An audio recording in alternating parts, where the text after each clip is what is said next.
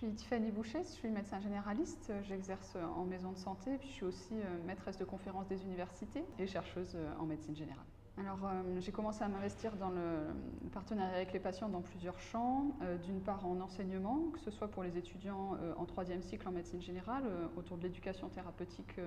du patient, également en deuxième cycle, autour des mises en situation en fait, des étudiants dans ce qu'on appelle les ECOS,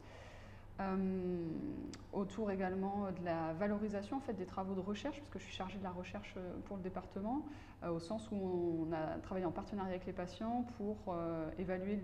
les thèses en fait, de médecine générale et donner le prix de thèse. J'ai aussi un peu travaillé en partenariat avec les patients dans la recherche, sur des travaux sur lesquels on a travaillé ensemble, sur des gros projets, que ce soit avec des patients qui étaient dans la gouvernance des travaux de recherche ou des patients qui ont participé à la production des données. Le prix de thèse de médecine générale, en fait, il existe depuis longtemps. Dans la faculté de médecine, à Nice comme ailleurs, les étudiants en spécialisation, donc en troisième cycle de médecine, doivent, pour pouvoir exercer, passer une thèse d'exercice, donc leur thèse de médecine. Ils doivent le faire maintenant dans un sujet qui est de leur spécialité. Le prix de thèse à la faculté de médecine de Nice, il y a un prix de thèse pour la médecine générale et un prix de thèse pour les autres spécialités. Concernant le prix de thèse de médecine générale, on est, nous, département d'enseignement et de recherche en médecine générale, en charge des évaluations des thèses. Et en gros, parmi les thèses proposées au prix de thèse, on va réévaluer ces travaux et regarder qui mérite le prix de thèse. Jusque-là, ça se passait comme ça, entre enseignants de médecine générale et avec quelques enseignants d'autres disciplines pour avoir un regard plus varié, peut-être parfois moins partial, puisqu'on encadre certains de ces étudiants. Ce qu'on a fait sous l'impulsion du département et que j'ai coordonné à partir de 2021, c'est se dire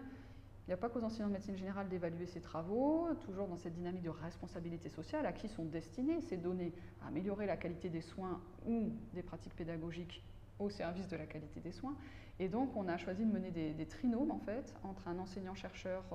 ou au moins un enseignant du département de médecine générale, un patient partenaire et un maître de stage des universités pour cette valeur territoriale qu'on porte. C'est-à-dire qu'il n'y a pas que les médecins généralistes non plus universitaires. On n'est pas dans une tour d'ivoire hein, dans notre spécialité, mais voilà, de pouvoir aussi se nourrir du terrain et voilà, être conscient qu'il existe parfois un petit décalage entre le terrain et l'université. En tout cas, c'est ce que rapportent les maîtres de stage. Donc voilà, un trinôme maître de stage, patient et enseignant du département. Et on a composé des grilles spécifiques pour que chacun puisse aussi ne pas être mis en difficulté dans ce processus évaluatif. Et à partir de là, chacun a évalué donc en trinôme les travaux de thèse.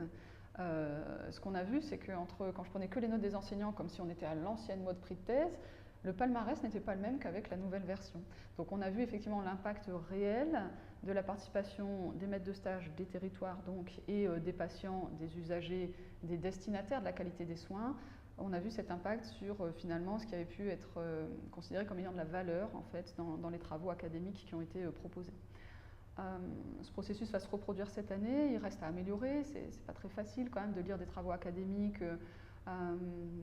quels maîtres de stage veulent bien participer, quels patients est-ce qu'on choisit d'une certaine façon pour que ce soit pertinent d'une part et que ce ne soit pas mis en difficulté d'autre part. Certains patients, ça leur a pris beaucoup de temps, ils ont pu se sentir stressés, voilà, donc ça reste un processus qu'il faut vraiment accompagner, comme toutes ces innovations en fait partenariales, hein, il y a toujours le temps de la réflexion, le temps de l'évaluation de ce qu'on fait, et ensuite du changement, ou en tout cas en continuité, mais voilà, ça ne se fait pas en un coup, quoi. Donc on recommence cette année, on attend de voir ce que l'expérience donne à nouveau, et